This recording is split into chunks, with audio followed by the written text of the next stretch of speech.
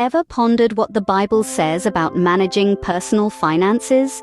Does it strike you as odd that a book written thousands of years ago could offer guidance on such a contemporary concern? Well, prepare to have your curiosity satisfied, because the Bible indeed offers timeless wisdom on this very topic. Central to biblical teachings is the concept of stewardship.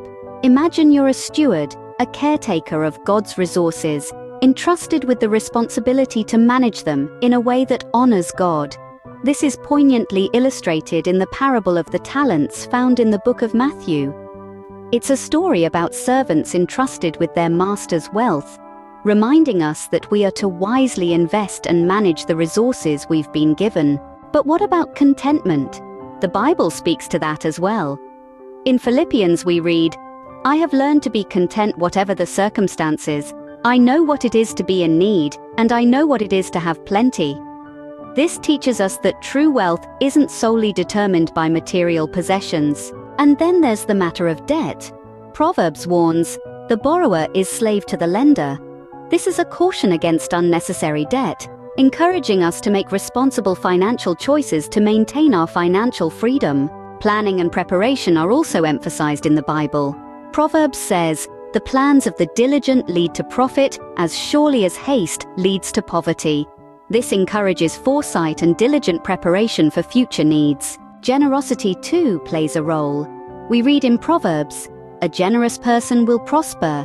Whoever refreshes others will be refreshed." This suggests that managing personal finances isn't only about personal gain, but also about being generous and contributing to the well-being of others. Good stewardship of earnings is another key point. We are advised in Timothy against putting trust solely in wealth and reminded that true security comes from God.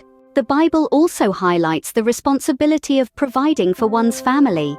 In Timothy, it says, "Anyone who does not provide for their relatives, and especially for their own household, has denied the faith and is worse than an unbeliever." Greed is cautioned against in the book of Luke. We're reminded that life does not consist in an abundance of possessions. Honesty and integrity are emphasized in Proverbs, and wisdom in investment is encouraged. Finally, the Bible teaches us about prioritizing God.